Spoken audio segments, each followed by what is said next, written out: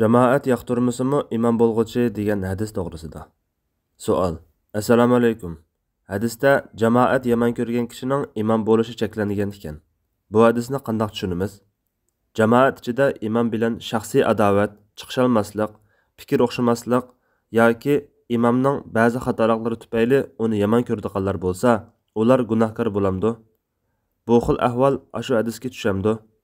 Imomni yoqtirmaydiganlar bir necha kishi, yoqtiradiganlar ko'pchilik bo'lsa-chu. Tushuntirib qo'yishlarini umid qilaman. Javob. Va alaykum assalom va rahmatullohi va barakatuh. Barliq hamd sana Janobi Allohga bo'lsin. Shundaqla payg'ambarimizga, oila tavobatlarga va uningga toki qiyomatgacha ergashganlarga durud salomlar bo'lsin.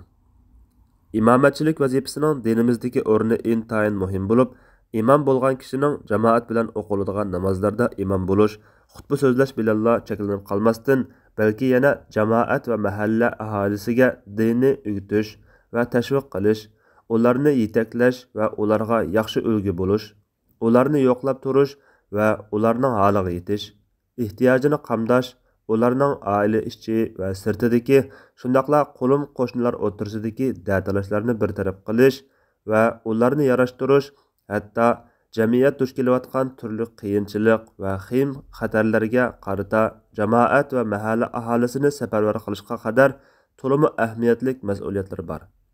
Dinimizmi imomatchilik vazifasiga alohida ahamiyat bergan va buningga aloqador nurg'un ahkamlarni bekitgan. Masalan, jamoat yoqtirmasimi imomatchilik qiladigan kishilar haqida bir qism hadislar kelgan bo'lib, tuvandikilar shu hadislarning jumlasidandir. Abu Umama radhiyallohu anhu rivoyat qiladi-ki, payg'ambar sallallohu alayhi va sallam mundaq degan: 3 turlik odamning namozi quloqlaridan oshmaydi, ya'ni qabul bo'lmaydi. Xo'jayinidan qochgan qul, erining gapiga unmay uni xafa qilgan holda kechini o'tkazgan ayol, jamoat yomon ko'rsimi ularga imom bo'lg'uchi. Yana Ibn Abbas radhiyallohu anhuma rivoyat qilgan bir hadisda payg'ambar sallallohu alayhi va sallam mundaq degan: 3 turlik odamning namozi boshlaridan bir g'arij o'rilmaydi. Jamoat yomon ko'rsimi ularga imom bo'lgan kishi, erini xafa qilgan holda kechini o'tkazgan ayol, tashlashib kelgan 2 qarindosh. İmam Şavkani rahmetullahi alayh aytgandek, yuqorqi hadislarning biri yana birini kuchlantirdi va bir kishining uni yomon ko'radigan jamoatga imom bo'lishining haromligiga dalillikka yaraydi. Bu hadislardagi namozning qabul bo'lmasligi, namozxonlarning quloqlaridan oshmaydiganligi va unda qilgan kishiga shu vajidan la'nat qilinganligi mazkur qilmishlarning haromligini ko'rsatadi. Buningga asosan ba'zi olimlar undaq kishilarning imom bo'lishini harom degan, yana ba'zilar makruh deb qaragan. Makruh degan taqdirdami tahrimiy makruh bo'lishi kerak, albatta. Yana Hazrati Ali, Salman, Asvad ibn Hilal, Hasan Basri, Abdullah ibn al-Haris qatorliq salaflardanmi ularning shundaq holatda imom bo'lishini yomon ko'rganligi naql qilingan. Bu yerdagi haromlik yoki makruhlik hukmi imomga xos bo'lib, bu ahvolda u imomni yomon ko'rgan jamoatning uniga iqtido qilib namoz o'qishi makruh bo'lmaydi. Jamoat yomon ko'radigan imom namoz o'qib bergan ahvolda uniga imomatchilik sharti tepilsa, uniga iqtido qilgan jamoatning namozi to'g'ri bo'ladi. Gunoh imom bo'lg'uchiga bo'ladi. Hadislardami haromlik hukmi imomga qaratilgan. Shundaqla imom tayinlaydiganlarningmi jamoat yomon ko'radigan kishini ularga imom qilib tayinlashi makruh bo'ladi. Bu hukm Imom Shafiy rahmatullohi alayhidan naql qilingan. Yuqorida hadisning darajasi va shundaq kishilarning imom bo'lishining hukmini bayon qilgan bo'ldik. Endi jamoatning imomni yomon ko'rishiga munosabatli ahkamlar ustida to'xtalaylik. 1. Jamoat imomni shariat yomon ko'rgan biror illat topilganlik sababidan yomon ko'rgan bo'lsa, ondan imomning ularga imom bo'lishi harom bo'ladi. Masalan, fosiqligi, bid'atchiligi, musulmonlarga xiyonatkorligi, kazzobligi, zolimligi, bilimsizligi, namozni joyida o'qib berolmaydiganligi va harom tijorat qiladiganlik qatorliqlarga o'xshash. Imom Navaviy mundaq deydi: Jamoat uni zolim vali bo'lganligi, layoqati yo'q turib imomatchilikni elib olganligi, pokizlikqa diqqat qilmaydiganligi, namozni joyida o'qib berolmaydiganligi, aysh-ishrat qiladiganligi, fosiqlar bilan o'ltirib qoladiganligi va shuningga o'xshash shariatda ayblangan biror ishi bo'lganligi uchun yomon ko'rgan ahvolda ondan uning imom bo'lishi makruh bo'ladi. Yuqori ishlardan hech biri topilmasa, uning imom bo'lishi makruh bo'lmaydi. ayb u kishini yomon ko'rganlarda bo'ladi. Ammo shariatda cheklanmagan biror ish tufayli jamoat u kishini yomon ko'rgan bo'lsa, jamoatning yomon ko'rishi e'tiborga olinmaydi. Imom Ibn Qudamamu imom bo'lg'uchi diyonatlik va sunnatni chong tutadigan bo'lsa, jamoat uni shuning uchun yomon ko'rgan bo'lsa, u kishining imom bo'lishi makruh bo'lmaydi degan. Buni imom Ibn Taymiya rahmatullohi alayhi ta'kidlagan. Qadimdan buyon mahallalardagi har bir masjid jamoati ichida xilma-xil odamlar bo'lib, ba'zilari intayin nodon turuqliq masjidni boshqaraman deb turib oladi. Imomni yoki ba'zi jamoatni paturmaydi.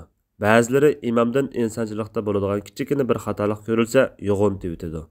Imom to'g'ri ish qilsa-mu qusur topadi. Yana ba'zilari yaxshi tarafini tutib isloh qilishga kuchaydi. 2.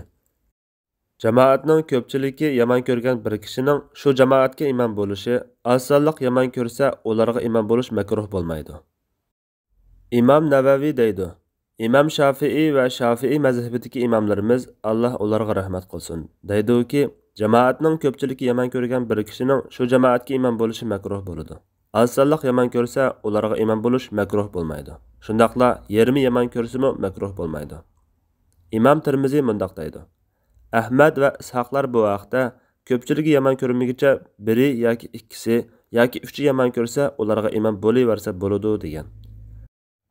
Imom G'azali, Shavkani qatorliq yana bir qism olimlar imomni yomon ko'radigan jamoatning ko'pligiga emas, sifatiga qaragan va soni oz bo'lsa-mu jamoat ichidagi diyonatlik va taqvodorlar yomon ko'rsa, shularning yomon ko'rgani e'tiborga olinadi deb qaragan. Imom Shavkani mundaq deydi: Boshqalarining emas, diyonatliklarining yomon ko'rgani hisob. Bu qarashga asosan jamoat ichidagi diyonatlik, taqvodor, oz sonliq kishilar bir kishining imom bo'lishini yomon ko'rsa, mazkur kishining ularga imom bo'lishi makruh bo'ladi. 3. Mayli qaysi ish sababidan bo'lsin, jamoat biror kishining imomatchiligi ustida da'tirash qilib, ikki taraf bo'lib qolgan ahvolda ba'zi olimlar birlik, ittifoqlikni zarur deb qarab, jamoat hammasi rozi bo'ladigan bir kishini imom qilishni ta'kidlagan. Masalan, Imom Ibn Taymiya rahmatullohi alayhining bir fatvosida mundoq kelgan: Imom bilan jamoat o'rtasida havoyi havas bilan biror fikrni yoqlash yoki biror mazhab yoki qarashni tutish sababidan o'zaro adovat bo'lsa, ularga imom bo'lmasligi lozim. Chunki jamoat bo'lib namoz o'qishdan ittifoqlik maqsad qilindi. Shunga Rasululloh sallallohu alayhi va sallam sabta ilgari keyin har xil turmanglar. Bo'lmasa dillaringlarmi har xil bo'lib ketadi degan. Bu ahvolda ularga imom bo'lsa, bir farzni ado qilish bilan billa namozga qarshi bir harom ishni qilgan bo'ladi-da, u namoz qabul qilinmaydi. Chunki maqbul bo'ladigan namoz savob beriladigan namozdir. Hozirgi kunlarda qaraydigan bo'lsak, normal, erkin sharoitda imomni yoqtirmaslik ko'pincha dunyoviy g'araz tufayli kelib chiqadi. Qisman ahvolda diniy sababdan kelib chiqsa-mu, lekin bumi ko'pincha dinni xato tushunish yoki mazhab ta'assubligi sababidan bo'ladi. Natijada qarshi tarafning to'g'ri ishimi xato ko'rinadi.